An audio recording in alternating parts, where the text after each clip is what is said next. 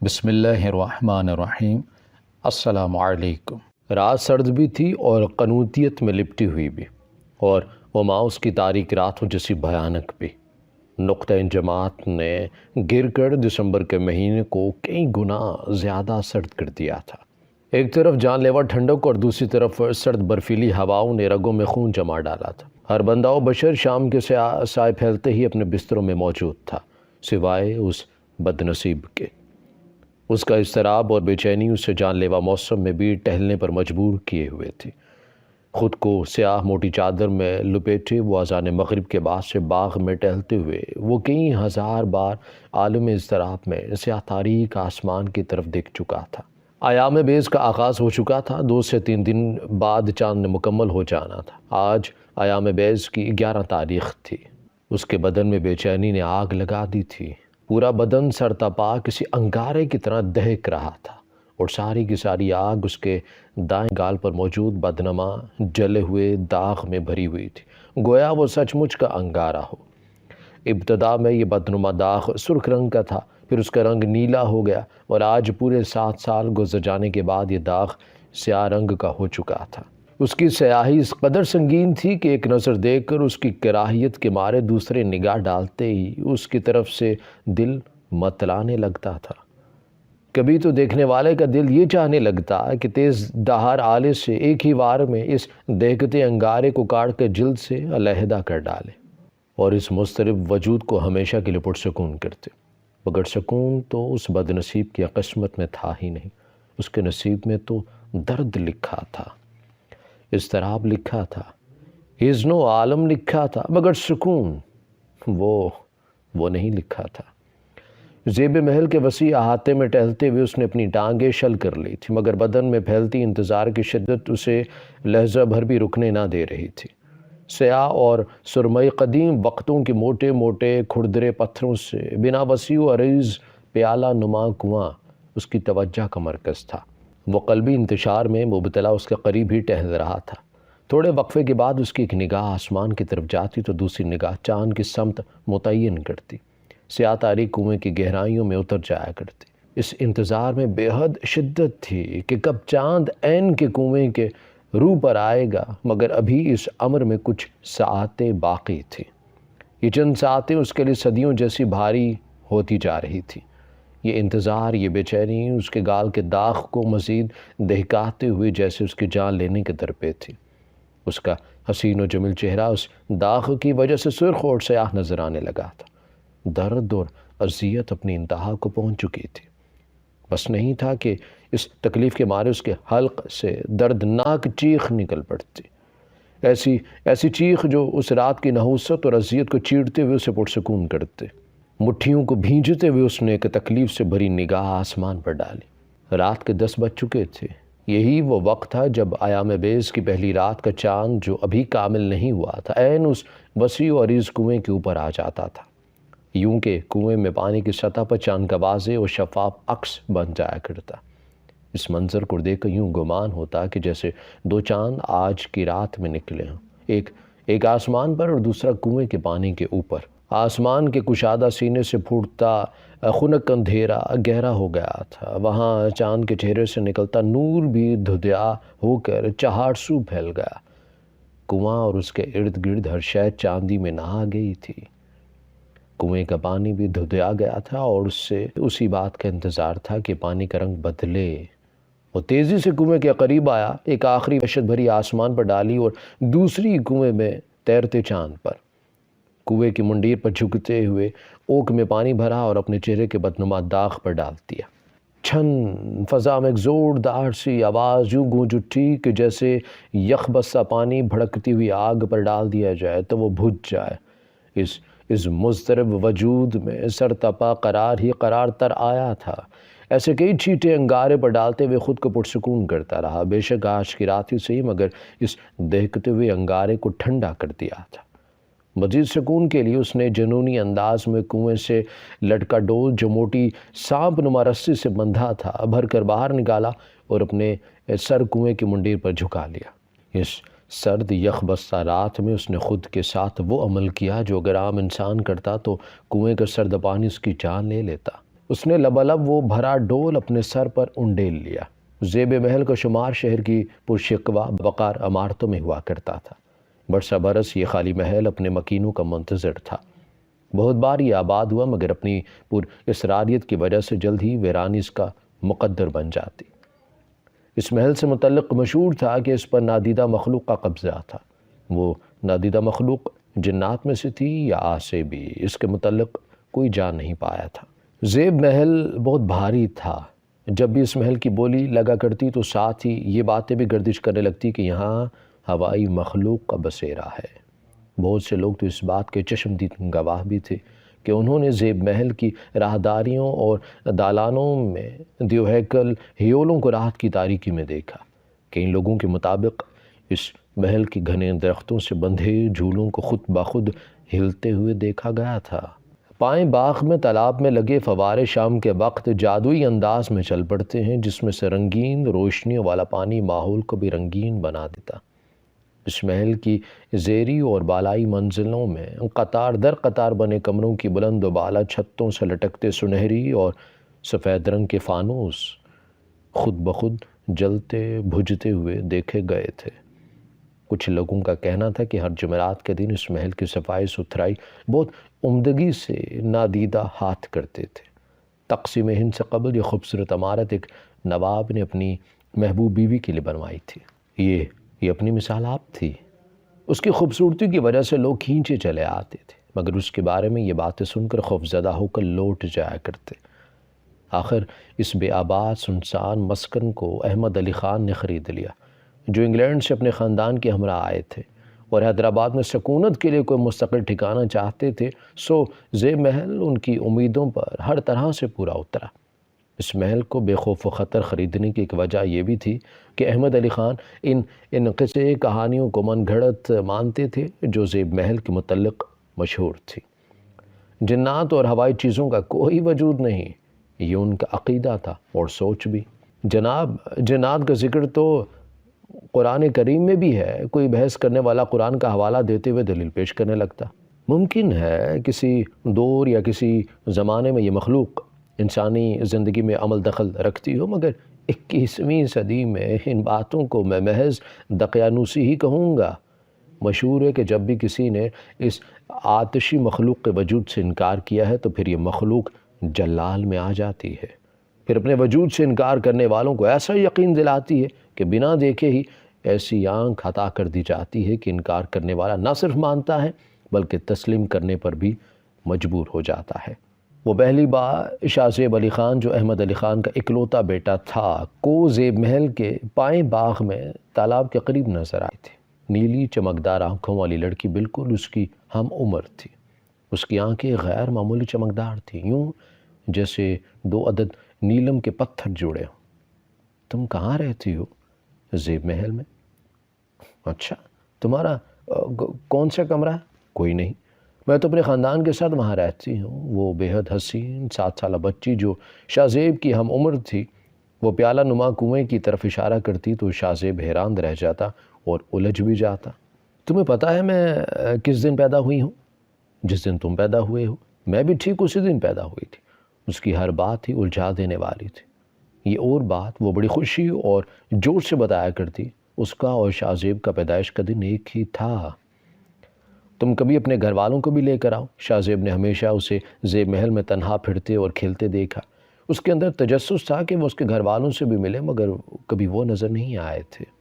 نہیں، وہ کبھی تم لوگوں سے ملنے نہیں آئیں گے، بلکہ وہ تو مجھے بھی منع کرتے ہیں۔ یہ کہتے ہوئے وہ بے حد مذموم سی ہو جاتی کہ اس کی آنکھوں میں جڑے نیلم سے نکلتی غیر معمولی روشنی بے حد مدھم ہو جایا کرتی۔ کیوں؟ وہ کہتے ہیں کہ تم خاک ہو۔ وہ ہمیشہ اداسی سے جواب دیا کرتی تھی۔ خاک؟ یہ خاک کیا ہے؟ پتہ نہیں۔ اچھا، اگر ہم خاک ہیں تو تم کیا ہو؟ 7 سالہ شاہ زیب کو کبھی یہ بات سمجھ نہیں آئی تھی، نہ اس کی عمر ایسی تھی کہ وہ خود بخود سمجھ جاتا کہ وہ بچی کون ہے۔ بہرحال جو بھی تھا وہ اسے اچھی لگتی تھی، خاص طور پر اس کی خوبصورت آنکھوں کے چمکتے نیلم۔ شاہ زیب کو اس کے ساتھ کھیلنا اچھا لگا کرتا۔ چند ہی دنوں میں وہ اس کی بہترین دوست بن گئی تھی۔ یہ لو مٹھائی۔ وہ اکثر اس کے لیے کچھ نہ کچھ تحفہ لایا کرتی تھی، جسے دیکھ کر وہ حیران رہ جاتا۔ وہ چیزیں بے حد بیش قیمت ہوا کرتی تھیں اور بہت منفرد اور ذائقہ دار۔ شاہ زیب نے ایسی چیزیں پہلے کبھی نہیں دیکھی تھیں۔ ضرور اس بچی کا تعلق کسی امیر کبیر گھرانے سے ہے، وہ اکثر یہی سوچا کرتا۔ یہ تو بہت مزے کی ہے، یہ کس دکان سے لائی ہو؟ وہ اس کے سوال کا جواب ہمیشہ مبہم ہی دیا کرتی۔ تمہارا دل جب چاہا کرے بتا دیا کرو، میں لا دیا کروں گی۔ وہ یوں لاپرواہی سے جواب دیتی کہ جیسے شہر کی تمام مٹھائیوں کی دکان کی مالک ہو، جہاں سے وہ جب چاہے جو چاہے لا سکتی ہے۔ ایک بار وہ اس کے لیے بہت عمدہ سی خوشبو لے کر آئی۔ اس کی خوشبو بے حد مسحور کن تھی۔ اتفاق سے شاہ زیب نے اسے لگایا تو مولوی صاحب قرآن پڑھانے آ گئے۔ وہ اسے عصر کے بعد قرآن پڑھایا کرتے تھے۔ شاہ زیب کو اپنی طبیعت میں بوجھل پن سا محسوس ہو رہا تھا، سر بھی بھاری ہو رہا تھا۔ طبیعت قرآن پڑھنے کی طرف مائل نہیں ہو رہی تھی۔ وہ بے دلی سے قرآن پڑھ رہا تھا، غنودگی کی وجہ سے اس کی آنکھیں سرخ ہو رہی تھی۔ قاری عبدالقہار اپنے شاگرد کی حالت پر غور و خوض کر رہے تھے کہ تیز خوشبو کا جھونکا ان کے تنفس میں اترا تو لمحہ بھر کے لیے ان کا دماغ چکرا کر رہ گیا کہ بے اختیار زبان سے لا حول ولا قوت پڑھنے پر وہ مجبور ہو گئے۔ شاہ زیب، آپ نے خوشبو لگا رکھی ہے؟ قاری عبدالقہار کو اپنے شاگرد کی سستی اور غنودگی کا سرا مل گیا تھا۔ جی قاری صاحب، بچے نے غنودگی میں ڈوبا ہوا جواب دیا۔ چند لمحوں بعد وہ یقیناً نیند کے ہاتھوں مغلوب ہونے والا تھا۔ کس نے دی ہے آپ کو یہ خوشبو؟ قاری صاحب قدر غصے میں بولے تھے۔ انہیں ایک کم عمر معصوم بچے کا عطر لگانا بالکل مناسب نہیں لگا تھا۔ قاری صاحب کے مزید سوال کرنے پر شاہ زیب نے اس بچی کے بارے میں بتا دیا جو اس کی دوست تھی، جو زیب محل کے کنویں میں رہتی تھی۔ یہ سننے کی دیر تھی کہ قاری صاحب تو اچانک جلال میں آ گئے۔ شاہ زیب کو فوراً کپڑے تبدیل کرنے کا حکم دیا اور پھر اس سے وہ خوشبو کی شیشی منگوائی جو اس انجان بچی نے دی تھی۔ شاہ زیب کا ہاتھ پکڑ کر زیب محل کے وسیع و عریض کنویں کے پاس پہنچ گئے۔ وہ شیشی اٹھا کر اس کنویں میں پھینک دی اور بلند آواز میں چلائے، قابو میں رکھو ورنہ نقصان اٹھائے گی۔ قاری صاحب کیا کر رہے تھے اور کیا بول رہے تھے؟ شاہ زیب کچھ سمجھ نہیں پایا تھا۔ وہ کس سے مخاطب تھے، کس کو دھمکا رہے تھے؟ یہ سب اس کی سمجھ سے بالا تر تھا۔ اس کا معصوم ذہن فقط یہ سوچ رہا تھا کہ قاری صاحب نے اس کے دوست کا دیا تحفہ کنویں میں پھینک دیا تھا۔ اس کا دل بری طرح سے اداس ہوا کہ آنکھوں میں آنسو آ گئے۔ اس واقعے کے بعد قاری عبدالقہار نے شاہ زیب پر کڑی نظر رکھنا شروع کر دی۔ اکثر اس بچی کے متعلق پوچھتے کہ وہ کوئی تحفہ تو نہیں لائی یا اب وہ ملنے تو نہیں آئی۔ آئندہ اگر وہ کچھ دے تو ہرگز مت لینا۔ یہ ایک معلم کی اپنے شاگرد کو سخت تنبیہ تھی جس کی پاسداری شاہ زیب پر انہوں نے لازم قرار دے دی تھی۔ قاری عبدالقہار نے اس بچی سے ملنے پر کیوں پابندی لگائی تھی؟ وہ تو بے حد بھولی بھالی معصوم تھی جو زیب محل میں واحد اس کی دوست تھی۔ شاہ زیب اس بارے میں سوچ کے مضطرب سا ہو جاتا۔ اضطراب حد سے بڑھا تو سوال کی شکل اختیار کر گیا۔ قاری صاحب آخر اس سے دوستی میں برائی کیا ہے؟ پہلے تو قاری صاحب اس سوال پر برہم ہوئے، پھر اس کی عمر ذہنی بے چینی کو دیکھتے ہوئے تحمل کا سہارا لیا۔ بیٹا، دوستی اپنے جیسوں سے کی جاتی ہے۔ جواب اتنا غیر واضح تھا کہ شاہ زیب کو مطمئن کرنے کے بجائے اور بے اطمینانی عطا کر گیا۔ مگر قاری صاحب وہ تو میری جیسی ہی ہے، میری ہم عمر ہے اور میری بہت اچھی دوست بھی ہے۔ شاہ زیب کا یہ سوال اس بات کا غماز تھا کہ وہ اس بچی سے کتنا لگاؤ رکھتا ہے۔ وہ قاری صاحب کے حکم پر دوستی چھوڑ بھی بیٹھا مگر ذہن اس کی طرف ہی لگا رہتا۔ اس کا چہرہ بہت اداس رہنے لگا تھا، بھجا بھجا سا۔ اس کا دھیان پڑھائی میں بھی نہیں لگ رہا تھا۔ قاری عبدالقہار نے جو یہ تبدیلیاں دیکھیں تو زیب محل کے مکینوں کو ہمدردانہ انداز میں ایک نصیحت کر ڈالی۔ شاہ زیب کو اس محل سے کہیں دور بھیج دیا جائے اور اس وقت یہاں آنے کی اجازت نہ دی جائے جب تک وہ باشعور و بالغ نہ ہو جائے۔ یہ نصیحت انہوں نے کیوں کی، کس خطرے کو بھانپتے ہوئے کی؟ اس بات کو انہوں نے شاہ زیب کے بڑوں سے چھپا کر صیغہ راز میں رکھا اور نہ ہی اس پر اسرار بچی کے متعلق کسی کو کچھ بتایا۔ اس بات میں کیا مصلحت تھی، اسے قاری صاحب ہی جانتے تھے۔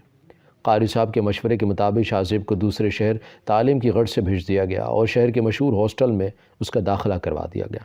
وقت رخصت شاہ زیب نے ایک اداس الوداعی نگاہ اس پیالہ نما کنویں پر ڈالی تو وہاں کھڑی وہ بچی بے حد دل گرفتہ سی لگی تھی کہ اس کی آنکھوں کے چمکدار نیلم زیر آب تھے۔ اسے زیب محل سے دور کیوں بھیجا جا رہا تھا؟ آخر اسے اتنی اچھی دوست سے جدا کیوں کیا جا رہا تھا؟ وہ یہ صرف سوچ سکتا تھا، اس کے پاس ان سوالوں کے جوابات نہیں تھے، کیونکہ ابھی وقت منظور نہیں تھا کہ حقیقتوں سے پردہ اٹھے، اس لیے کہ ہر کام کا ایک وقت مقرر ہوتا ہے۔ ایام بیز چل رہے تھے، 14ویں کا چاند بحکم الہی اپنی تکمیل کی جانب بڑھ رہا تھا۔ ماحول میں عجیب سی اداس اور بے چینی رچی بسی تھی۔ لاکھ کوشش کے باوجود شاہ زیب کی آنکھوں سے نیند دور تھی۔ بوجھل دماغ کے ساتھ وہ آنکھیں موندھے لیٹا ہوا تھا کہ کمرے کے دروازے پر دستک نے اسے جھنجھوڑ ڈالا۔ رات کا 1 بج رہا تھا۔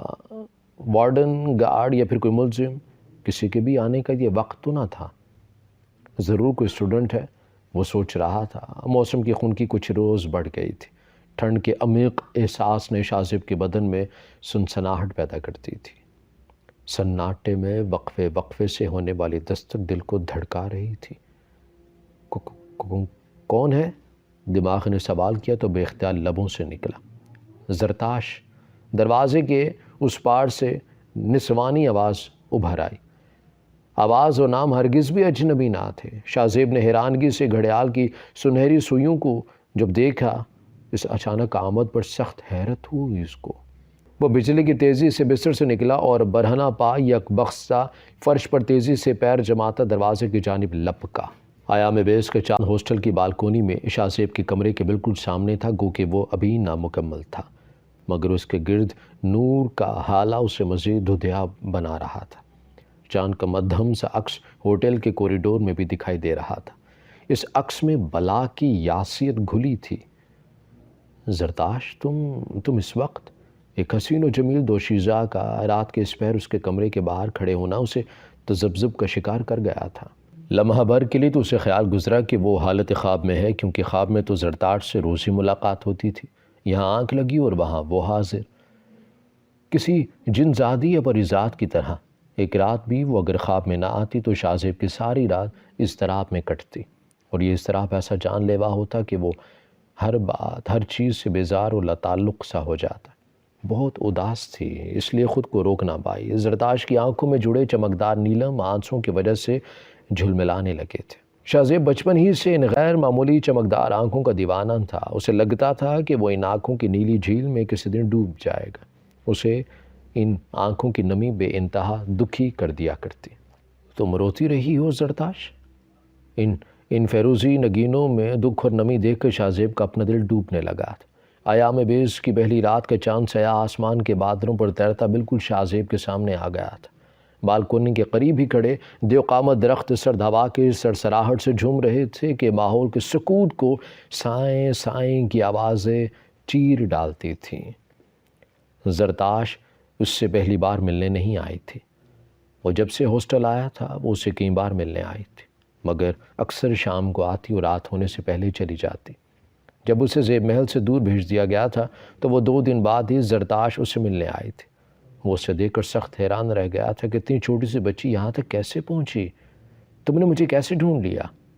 اپنے دوست سے ملنے کی خوشی اپنی جگہ، مگر حیرت اپنی جگہ موجود تھی۔ تم کہیں بھی ہوگے میں تمہیں ڈھونڈ لوں گی، وہ بہت فخر سے بولی تھی، جیسے یہ تو کوئی مشکل کام ہی نہ ہو۔ وہ پھر سے شاہ زیب کے لیے تحائف لائی تھی، اس کی پسندیدہ مٹھائی جو شاہ زیب کی کمزوری تھی، اور مسحور کن خوشبو والا عطر تو لازمی ہوا کرتا تھا۔ نہیں زرتاش، یہ عطر میں نہیں لوں گا۔ مٹھائی وہ کھا لیتا، مگر عطر کا تحفہ قبول کرتے ہوئے انجانہ سے خوف دامن گیر ہوتا، شاید اپنے معلم کے حکم کا پاس ہوتا۔ چلو لگانا مت، مگر رکھ تو لو۔ زرتاش بلا کی ضدی لڑکی تھی۔ اس بات کا اندازہ شاہ زیب کو بچپن میں تو نہیں ہوا تھا، مگر اب 20 سال کی عمر میں اچھی طرح سے اندازہ ہو گیا تھا۔ یہ بھی اس کی ضدی طبیعت کا ایک عملی مظاہرہ تھا کہ قاری عبدالقہار نے شاہ زیب کو زرتاش سے دوستی رکھنے سے منع کیا تھا، مگر زرتاش اس سب کے باوجود بھی شاہ زیب سے ملنے آتی رہی تھی۔ اکثر وہ دل کے بوجھل پن سے مجبور ہو کر زرتاش کو آنے سے رکتا تو وہ بے نیازی سے کہتی، پابندی تم پر ہے، میرے پر تو نہیں ہے نا۔ زرتاش کو قاری عبدالقہار پر بے حد غصہ تھا کہ انہوں نے شاہ زیب کو زیب محل سے دور کیوں بھیجا۔ یہ ان کی بھول ہے کہ وہ مجھے تم سے ملنے سے روک دیں گے۔ یہ بات کہتے ہوئے زرتاش کے ارادوں کی مضبوطی اور ضدی بالکل واضح نظر آتی، جس سے شاہ زیب اکثر لرز جایا کرتا۔ وہ اپنی اندرونی کشمکش سے سخت پریشان تھا کہ ایک طرف تو قاری صاحب کا حکم اور دوسری طرف زرتاش سے دن بدن بڑھتا ہوا لگاؤ اور وابستگی اسے بے قرار رکھنے لگی تھی۔ دل و دماغ میں ایک جنگ سی جاری رہتی، زرتاش کو دیکھے بنا اسے قرار نہیں آتا۔ یہ بے قراری اسے نڈھال اور گمسم کرنے لگی تھی۔ ہاسٹل میں شاہ زیب کے متعلق پر اسرار سی باتیں گردش کرنے لگی۔ شاہ زیب کے روم سے رات کے وقت کسی سے باتیں کرنے کی آوازیں آتی ہیں۔ یہ ہاسٹل گارڈ تھا۔ آواز نسوانی ہوتی ہے، جبکہ بوائز ہاسٹل میں کسی بھی لڑکی کا آنا ممنوع تھا۔ شاہ زیب کے روم سے جمعرات کی شام کو بھینی بھینی سی خوشبو بھی آتی ہے، مگر تاثیر ایسی ہے کہ زیادہ دیر تنفس میں اترتی رہے تو جی متلانے لگتا ہے اور کنپٹیاں درد سے پھٹنے لگتی ہیں۔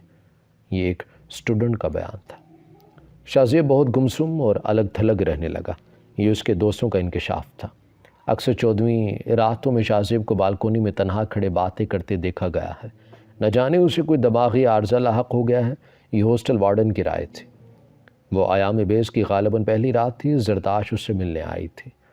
شاہ زیب، یہاں کیوں کھڑے ہو اور کس سے باتیں کر رہے ہو؟ اس وقت وارڈن راؤنڈ پر تھا۔ شاہ زیب کے روم کے سامنے سے گزرا تو اسے رات کے 1 بجے یوں تنہا کھڑے دیکھ کر سخت حیرانگی اس کو ہوئی۔ شاہ زیب پر اس وقت گھبراہٹ کا سخت جو حملہ تھا، اب یہ بات سارے ہاسٹل میں پھیل جائے گی، مگر حیرت تھی کہ اسے وہ مجسم حسن و جمال نظر نہیں آیا تھا۔ ان سب باتوں نے شاہ زیب کی ذات کے گرد اسرار کا ایسا جال بن دیا تھا کہ ہاسٹل والے اسے مزید رکھنے پر راضی نہ تھے۔ ان کے مطابق شاہ زیب کو اس وقت تعلیم کی نہیں، علاج کی ضرورت تھی، سو اسے ہاسٹل سے نکال دیا گیا۔ واقعاً شاہ زیب کی ذات میں کافی تبدیلیاں آ گئی تھیں۔ وہ ساری رات جاگتا رہتا اور پائیں باغ میں تنہا چہل قدمی کیا کرتا۔ وہ بہت اداس اور گمسم رہنے لگا تھا۔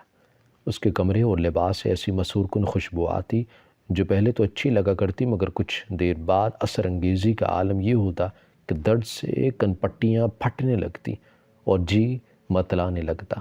شاہ زیب سوئی جاگی کیفیت میں اپنا نام سن کر وہ اٹھ بیٹھا۔ شام سے ہی طوفانی بارش ہو رہی تھی جو لمحہ بھر کے لیے بھی تھمی نہ تھی۔ بادلوں کی گرج اور بجلی کی کڑک روشن دانوں اور شیشے کے دروازوں کو لرزتی تو ماحول میں بھیانک شور برپا ہوتا۔ ابھی وہ اس شش و پنج میں تھا کہ کسی نے اسے پکارا تھا کہ پھر سے صدا ابھری، آؤ نا باہر۔ ایک تو بارش کا شور اور دوسری طرف انجان صدا۔ شاہ زیب کے دل میں خوف نے پنجے گاڑ دی۔ کون ہے؟ اس نے پوچھا، مگر خاموشی چھائے رہی۔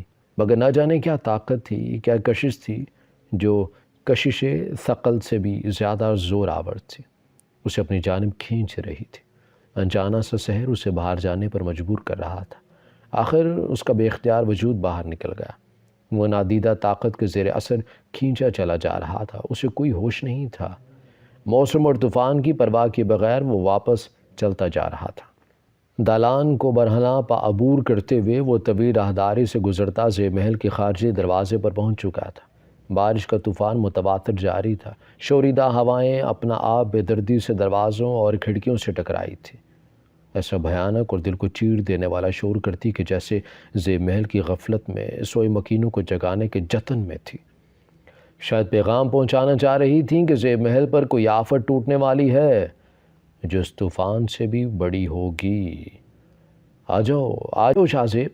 شاہ زیب کے بے اختیار قدموں کا رخ خارجی دروازے کی طرف تھا۔ باہر تاریکی ہی تاریکی تھی، کسی ڈائن کے سیاہ بالوں جیسی۔ آسمان کے بادلوں کا رنگ سیاہ کول تاری ہوا چلا جا رہا تھا۔ وقفے وقفے سے چمکنے والی بجلی سیاہ کول تاری بادلوں کو لمحہ بھر کے لیے سفیدی عطا کر دی تو آنکھیں اس وحشتناک منظر کو دیکھ کر پھٹنے لگتی۔ شاہ زیب ہولے ہولے قدم اٹھا رہا تھا، گویا وہ نیند میں چل رہا تھا۔ زیب محل کے پائیں باغ میں پہنچا تو ہر طرف کیچڑ ہی کیچڑ تھا۔ وہ اپنا توازن قائم رکھنے کی بھرپور کوشش کرنے لگا تھا، مگر کیچڑ میں پاؤں دھنس رہے تھے۔ آؤ شاہ زیب، آؤ۔ اس کنویں کے پاس آواز میں جادو بھرا تھا، ایک سحر تھا، کشش تھی جو شاہ زیب کے دل پر کسی سادھو کے بہدف منتر کی طرح اثر کر رہی تھی۔ وہ بس چلتا جا رہا تھا، دھیرے دھیرے، ہولے ہولے۔ اسی پل اچانک گر پڑا۔ سارا لباس کیچڑ زدہ ہو گیا، مگر وہ آواز مسلسل آ رہی تھی۔ شاہ زیب پھر سے کھڑا ہو گیا۔ وہ اب بالکل کنویں کے قریب تھا۔ نہ ڈھال اور بے اختیار شاہ زیب کا وجود کنویں کی بلند و بالا دیوار سے لگی 2-3 قدم کی سیڑھیوں پر پیر جمانے لگا، مگر برہنہ پا ہونے کی وجہ سے توازن برقرار نہ رکھ پایا۔ اس سے پہلے کہ وہ کنویں کے اندر گر جاتا، فضا میں زوردار چیخیں بلند ہوئی اور وہ بے ہوش سے بیگانہ ہو گیا۔ شاید جنونی ہواؤں نے زیب محل کے مکینوں کو جگا ڈالا تھا۔ اس بھیانک رات تو زیب محل کا اکلوتا جانشین بچ گیا تھا، مگر ایام بیس کی اگلی وارداتوں میں جب چاند تکمیل تک پہنچتا، شاہ زیب ہر بار اسی کنویں کے پاس بے ہوش ملتا۔ یہ بات شاہ زیب کے والدین کے لیے باعث تشویش تھی۔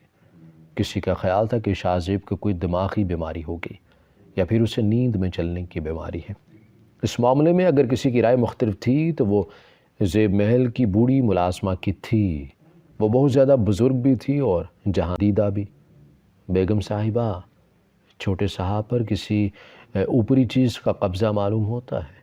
ایک روز ڈرتے ڈرتے اس نے اپنی سوچ جہاں آرا کے سامنے رکھ دی۔ تم کیسے یہ بات بنا ثبوت کے کہہ سکتی ہو؟ جہاں آرا کی سوچ احمد علی خان سے مختلف تھی۔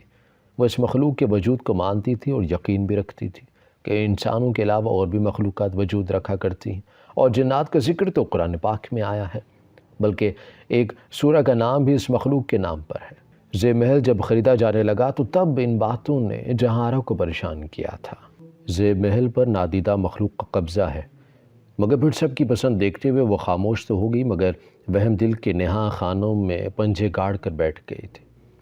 مگر اب پھر یہ باتیں بے چین کرنے لگی تھی، کیونکہ اب معاملہ اکلوتے بیٹی کی زندگی کا تھا جو پچھلی 3 راتوں میں مرتے مرتے بچا تھا۔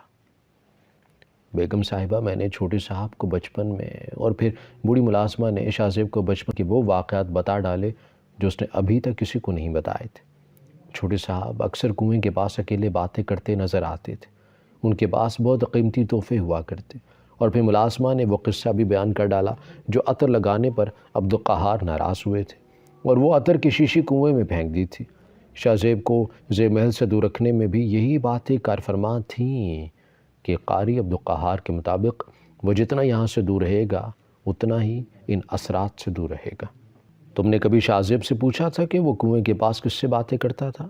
جہاں آرا کا دل بے حد ڈر گیا تھا۔ جی میں نے پوچھا تھا تو انہوں نے بتایا کہ میری دوست ہے جو نیلی آنکھوں والی بچی ہے۔ شاہ زیب نے معصومیت سے بتایا تھا۔ تم نے پہلے یہ سب کیوں نہیں بتایا؟ جہاں آرا کو سخت غصہ آ رہا تھا کہ ملازمہ نے اتنی اہم باتیں کیوں چھپائی، کہ اب بات یہاں تک پہنچ چکی تھی۔ وہ جی بڑے صاحب کی وجہ سے ان کو ان باتوں کے اوپر یقین نہیں آتا نا۔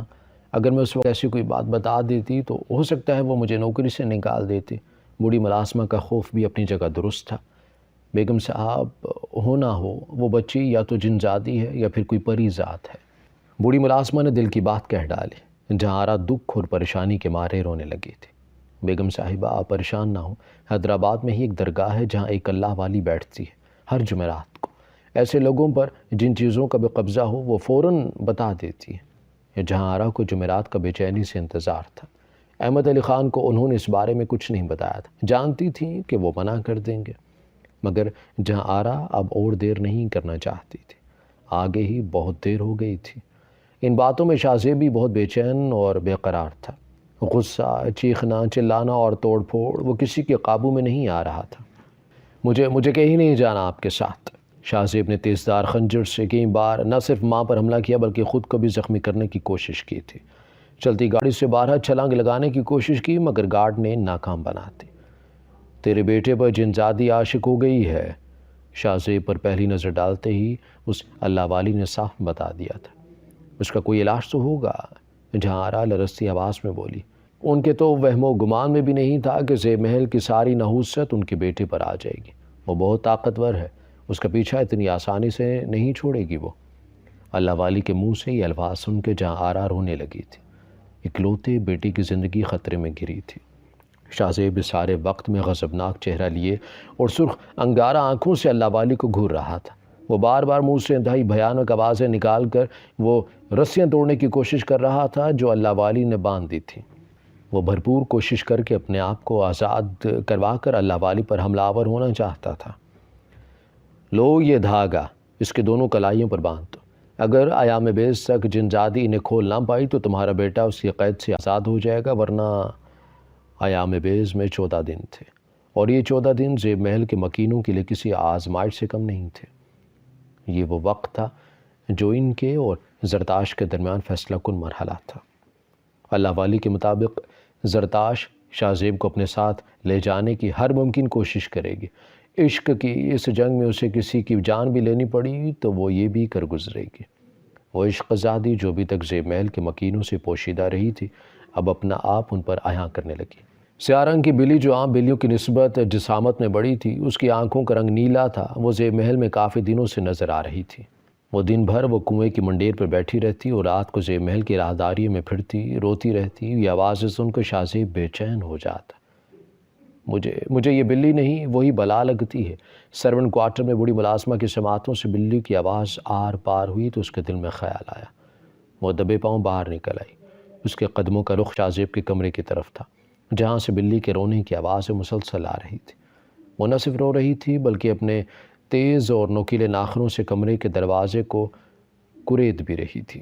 دروازہ باہر سے لاک تھا، ورنہ بلی کی آوازوں پر شاہ زیب ابھی تک باہر آ چکا ہوتا۔ بوڑھی ملازمہ کی نظر بلی پر پڑی تو عالم تیش میں ڈنڈے کا بھرپور وار اس کے سر پر کیا۔ بلی ایک فلک شگاف چیخ مار کے فرش پر گر پڑی۔ بوڑھی ملازمہ کا خیال تھا کہ شاید یوں ہی وہ زیب محل کے مکینوں کو اس جنزادی کے چنگل سے نجات دلائے گی، مگر یہ محض اس کی بھول تھی۔ چند لمحوں کے لیے زیب محل پر گہرا سکوت چھا گیا، مگر یہ عارضی سرونٹ کوارٹر سے ایک دم چیخوں کا طوفان بلند ہو گیا۔ بوڑھی ملازمہ مردہ حالت میں پائی گئی تھی، یوں جیسے کسی بلا نے اسے پنجوں سے ادھیڑ ڈالا ہو۔ ملازمہ کی موت کی کیا وجہ تھی؟ اسے کس نے یوں بے دردی سے مارا تھا؟ اس کا جواب کسی کے پاس نہیں تھا۔ ہاں، اس دن کے بعد وہ نیلی آنکھوں والی بلی دوبارہ دکھائی نہ دی، مگر زیب محل میں مختلف نوعیت کے پر اثرات واقعات رونما ہونے لگے۔ کبھی محل کے کسی گوشے میں اچانک آگ بھڑک اٹھتی، کبھی کوئی قداور ہیولا آگ کے گولے پھینکتا ہوا دکھائی دیتا، کبھی اژدہا پھنکارتا دکھائی دیتا اور دیکھتے ہی دیکھتے غائب ہو جاتا۔ کسی کو سوتے ہوئے محسوس ہوتا کہ کوئی اس کا گلا دبانے کی کوشش کر رہا تھا، کسی کو سیڑھیوں سے دھکا دے کر زخمی کر دیا جاتا۔ گو کہ عشق زادی زرداشت انتقام پر اتر آئی تھی۔ زیب محل کے مکین جو اس نادیدہ مخلوق کے وجود کے انکاری تھے، اس بھیانک تجربے سے گزرنے کے بعد ماننے پر مجبور ہو گئے تھے۔ ابا جان، میں تو کہتی ہوں اگر جنات کا مسکن یہ کنواں ہے تو اسے آگ لگاتی جائے۔ یہ شاہ زیب کی بڑی بہن تانیہ تھی، جو زرداشت کے انتقام کا نشانہ بن کر سیڑھیوں سے گر کر بری طرح سے زخمی ہوئی تھی۔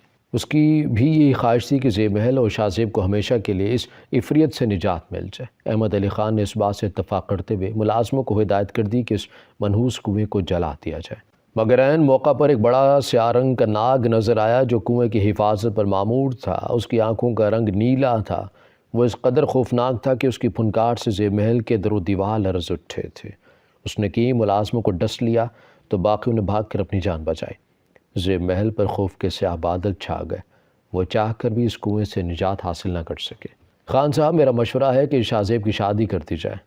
یہ زیب محل کا خاندانی معالج ڈاکٹر تھامس تھا، جو ان باتوں کا بالکل بھی قائل نہ تھا۔ اس کے مطابق دنیا بہت ترقی کر چکی ہے، یہ باتیں صرف قصے کہانیوں تک رہ گئے ہیں، حقیقت سے ان کا کوئی تعلق نہیں۔ ویسے بھی بطور معالج وہ اس بات کے حق میں تھا کہ اگر ایسے شخص کی شادی کر دی جائے تو وہ ان توہمات سے نجات حاصل کر لے گا۔ ڈاکٹر تھامس یہ مشورہ دے کر فارغ ہو گئے، مگر انہیں اندازہ بھی نہ تھا کہ یہ مشورہ انہیں زندگی سے آزاد کر دے گا۔ واپسی پر ان کی گاڑی کو شدید ایکسیڈنٹ ہوا اور گاڑی کھائی میں جا گری۔ مشکلات و مصائب نے تو زیب محل میں جیسے ڈیرے ڈال لیے تھے۔ جوں جوں چاند ایام بیز میں داخل ہو رہا تھا، کوئی نہ کوئی ناخوشگوار واقعہ ہو جایا کرتا۔ جہاں ایسی خوف و ہراس میں گھری پریشان بیٹھی تھی کہ ایک انتہائی ضعیف اور کمزور آواز جس میں بے حد درد تھا سماعتوں کی آر پار ہوئی۔ ہے کوئی جو مجھ بھوکی کو کھانا کھلا دے؟ پھٹے پرانے کپڑوں اور کھچڑی زدہ بال وہ بے حد ضعیف عورت تھی جس کی کمر کسی کمزور شاخ کی طرح مکمل جھکی تھی۔ لکڑی کے موٹے سے ڈنڈے کے سہارے چلتے ہوئے وہ لرزتی ہی بول رہی تھی۔ اس کی شخصیت میں کچھ نمایاں تھا، وہ اس کی غیر معمولی چمکدار نیلی آنکھیں تھی۔ بیٹے کی وجہ سے پریشان ہو؟ کانپتی بوڑھی آواز میں بولتے ہوئے وہ جہاں آرا کو حیران کر گئی تھی۔ لرزتے ہاتھوں سے لقمہ منہ تک لے جاتے ہوئے وہ 20 بار گرا چکی تھی۔ ابھی وہ غور و فکر میں مبتلا اس کی آنکھوں میں نیلاہٹوں پر نظر جمائے تھی کہ ایک اور بات متحیر کر گئی۔ جنزادی زرتاش عاشق ہے اس پر۔ یہ بات ایسی تھی جو صرف زیب محل کے مکین جانتے تھے، یا پھر وہ اللہ والی۔ یہ تیسرا انجان شخص جس سے پہلی بار ملاقات ہو رہی تھی کیسے جان گیا تھا؟ تعجب کی بات تھی۔ اس کی ایک وجہ یہ ہو سکتی ہے کہ حلیے سے بظاہر بدحال نظر آتی عمر رسیدہ کمرخیدہ بوڑھیا ضرور گیانی بھی ہو سکتی تھی۔ اس کی کوئی باطنی آنکھ ضرور روشن تھی۔ تمہیں کیسے علم؟ جہاں آرا کے سوال پر وہ ہولے سے مسکرائی تو بکھرے بالوں میں سے جھانکتی عجیب سا اسرار نظر آیا تھا۔ اس کی آنکھیں غیر انسانی سی تھیں۔ مجھے سب پتہ ہے، اور پھر کپکپاتے الفاظ کے سہارے وہ انکشافات کرتی گئی۔ شاہ زیب پر بچپن ہی سے جنزادی عاشق ہے، یہ بات جہاں آرا کو حیرتوں کے سمندر میں غرق کرتی چلی گئی تھی۔ جیسے انسان کے ساتھ اس کا ہمزاد رہتا ہے یا پھر سایہ، وہ شاہ زیب سے محبت نہیں عشق کرتی ہے۔ زرداشت بہت طاقتور ہے کہ کسی کے قابو میں نہیں آئے گی، اس پر ہر ٹونا منتر بیکار ہے۔ شاہ زیب کو اس اللہ والی کے دیے دھاگے باندھنے کا کوئی فائدہ نہیں، وہ دھاگے کھول لے گی۔ اس کی غیر انسانی نیلی آنکھوں میں عجیب سی وحشت اتر آئی تھی، جہاں آرا تو جیسے سکتے میں آ گئی۔ اسی کے ہاتھوں وہ اللہ والی ماری جا چکی ہے، وہ زیب محل کے ایک ایک فرد کو مار ڈالے گی، مگر تمہارے بیٹے کا پیچھا پھر بھی نہیں چھوڑے گی۔ چند روز پہلے بیگم جہاں آرا نے یہ خبر سنی تھی کہ گزشتہ روز آندھی چلی تھی، ایک مضبوط تناور درخت نہ جانے کیسے اس اللہ والی پر آ گرا اور وہ مر گئی۔ مریدوں کا بھی کہنا تھا کہ یہ کسی نادیدہ قوت کی کارستانی تھی، اس مشکل سے نجات کا کوئی تو راستہ ہوگا۔ پریشانی و خوف کے عالم میں جہاں آرا کو وہ بوڑھی عورت کوئی نجات دہندہ لگ رہی تھی۔ ہاں، ایک حل ہے۔ اس بڑھیا نے کانپتے ہاتھوں سے اپنے میلے بوسیدہ چوغے میں سے ایک بیش قیمت پتھر زبرحد کی انتہائی خوبصورت انگوٹھی نکالی۔ اس کے مطابق یہ طلسماتی انگوٹھی تھی۔ اس انگوٹھی کے بہت سے موکلات محافظ تھے، کوئی نادیدہ مخلوق یا پھر اوپری اثر اس کے اوپر نہیں کر سکتی۔ وہ شخص اب ہر طرح کی شرنگیزی سے محفوظ ہو جاتا ہے جو اس کو پہنتا ہے، مگر پہلے اس دھاگے کو اتار دینا۔ بڑھیا کہہ کر جا چکی تھی۔ جہاں آرا نے اس کی ہدایت کے مطابق وہ دھاگے اتار کر انگوٹھی شاہ زیب کے دائیں ہاتھ کی دوسری انگلی میں پہناتی۔ ایام بیز کی پہلی رات کا چاند آسمان کے عین وسط میں آ چکا تھا۔ زیب محل کے پائیں باغ میں یوں چراغاں ہو رہا تھا کہ روشن دیوں سے آراستہ وہ کنواں بقائے نور بنا ہوا تھا۔ وہ چراغاں اگر انسانی آنکھ دیکھ لیتی تو چندھیا جاتی۔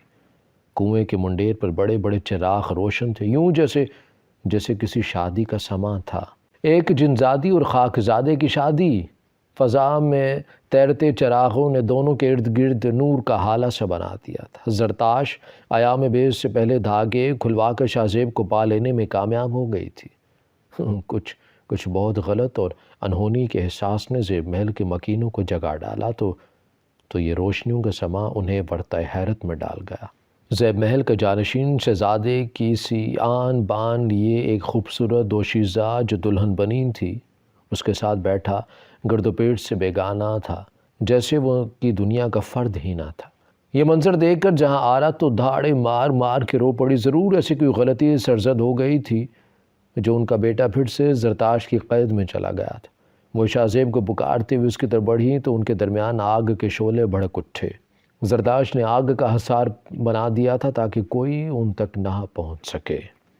یہ عشق زادی بظاہر اپنے عشق حاصل کرنے میں کامیاب ہو گئی تھی۔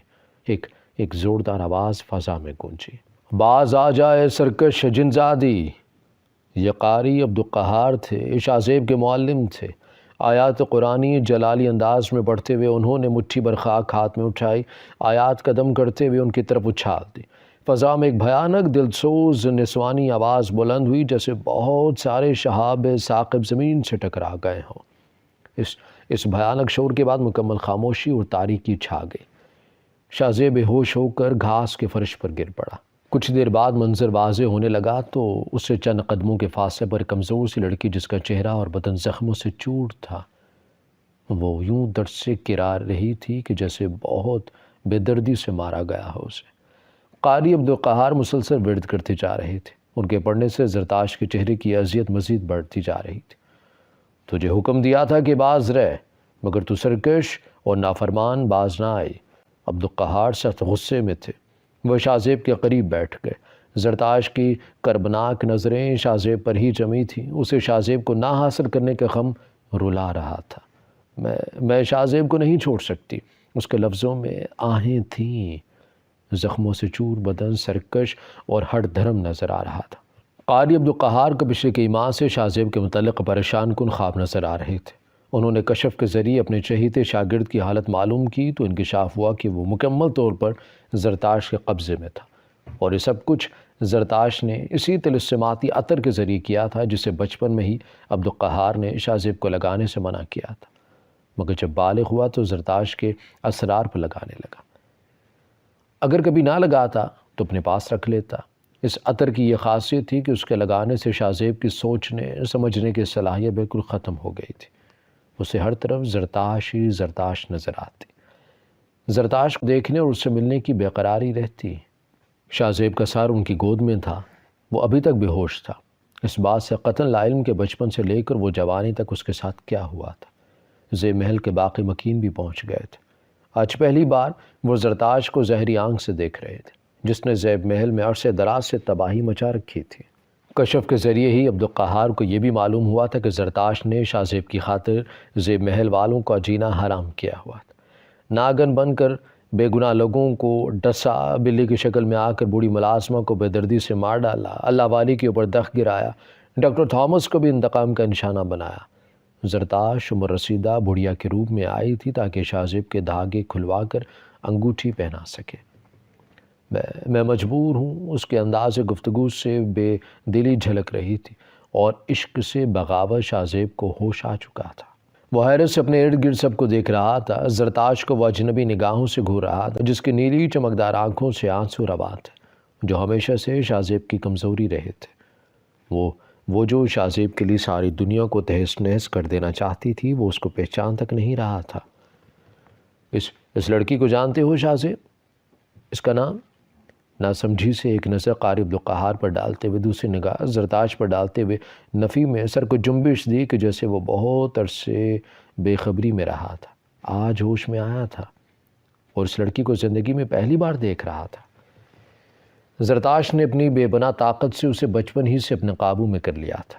وہ اسے مٹھائی اور عطر دیتی تھی، جس کی یہی تاثیر تھی کہ شاہ زیب اس کے لیے بے قرار رہے۔ کچھ بھی ہو جائے میں اسے اپنے ساتھ لے کر جاؤں گی، وہ ایک دم باقی لہجے میں بولی تھی کہ زیب محل کے مکین خوف زدہ ہوئے اور قاری عبدالقہار اشتعال میں آ گئے۔ تو پھر تجھے سرکش کی سزا موت ہے۔ جلال میں آتے انہوں نے مٹھی میں مٹی بھری اور آنکھیں بند کر کے پڑھنے لگے۔ ان کے پڑھنے سے عشق زادی تڑپ رہی تھی، دردناک انداز میں گراہتے ہوئے وہ کرب سے آنکھیں بند کر رہی تھی، مگر ابھی بھی اپنی شکست کا اقرار نہیں کر رہی تھی۔ میں نہیں چھوڑوں گی اسے، وہ ٹوٹے بکھرے الفاظ میں بولے۔ عبدالقہار کی مٹھی میں مٹی کا رنگ سرخ ہو گیا تھا۔ انہوں نے آج ارادہ کر لیا تھا کہ زرتاش کے مکمل خاتمے کا۔ ابھی مٹی پر پھونک مار کر وہ زرتاش کی جانب پھینکنے لگے تھے کہ انہیں لگا کہ جیسے انہیں روک دیا گیا ہو۔ وہ آنکھیں بند کر کے حالت مراقبہ میں چلے گئے۔ مجھے منظور ہے۔ کچھ دیر خاموشی کے بعد عبدالقہار کی باروب آواز گونجی، مگر مجھے منظور نہیں۔ اسی پل عشق زادی بھی چلائی تھی کہ سب متوجہ ہوئے۔ عبدالقہار کس سے ہم کلام تھے اور عشق زادی کو اس حالت میں بھی کیا منظور نہ تھا؟ سب حیران تھے۔ عبدالقہار نے تیش میں آ کر کچھ مٹی اس کی طرف پھینکی تو وہ بلبلا اٹھی کہ جیسے کسی نے آگ کے وجود کو آگ کا کوڑا مار دیا تھا۔ وہ رونے لگی تھی۔ وہ اسے استفہامیہ نگاہوں سے گھور رہی تھی۔ ابھی سرکشی باقی ہے یا جلا کر بھسم کر ڈالوں تجھے؟ ٹھیک ہے، میں اپنی دنیا میں چلی جاتی ہوں۔ اپنے زخمی وجود کو لیے اس نے حسرت بھری نگاہوں سے شاہ زیب کو دیکھا۔ وہ اس کے قریب آئی۔ خاک سے عشق کی یہی سزا ہے کہ آگ کو دستبردار ہونا پڑتا ہے۔ اس کی نیلی آنکھوں میں دکھ تھا، جبکہ شاہ زیب کی آنکھوں میں خوف ہی خوف تھا۔ زرتاش نے اپنے زخمی ہاتھ بلند کیا اور اس دائیں گال کو چھو لیا۔ شاہ زیب کے لبوں سے چیخ بلند ہوئی۔ عشق زادی جا چکی تھی اسے اپنی محبت کی نشانی دے کر۔ عبدالقہار جب حالت مراقبہ میں تھے تو زرتاش کے بڑے معافی مانگنے آئے تھے۔ ان کی معافی تلافی سے عبدالقہار نے زرتاش کی جان بخش دی تھی، مگر اندازہ نہیں تھا کہ جاتے جاتے وہ شاہ زیب کو یہ نقصان پہنچا جائے گی۔ آج اس قصے کو 7 برس بیت گئے، مگر ایام بیس کی سیاراتوں میں عشق زادی کا دیا داغ شاہ زیب کو بے قرار کر دیتا ہے۔ اس کا گال دہکنے لگتا ہے کہ جیسے اس میں آگ بھڑک اٹھی ہو۔ اس داغ کی جلن صرف کنویں کے پانی سے دور ہو جاتی ہے جو ان مخصوص راتوں میں پانی سے بھر جاتا ہے، ورنہ وہ کنواں سدا خشکی رہتا تھا۔ یہ بدنما داغ دے کر وہ سرکش عشق زادی عشق سے دستبردار ہونے کا بدلہ لے گئی تھی کہ جو میرا نہیں ہوا وہ اپنی بدصورتی کی وجہ سے عمر بھر کسی اور کا بھی نہ ہو سکے گا۔ ہماری ویڈیو اگر آپ کو پسند آئی ہے تو ضرور لائک کیجیے، اپنی رائے دینا چاہیں تو کمنٹس کیجیے۔ اچھی لگے تو شیئر کیجیے۔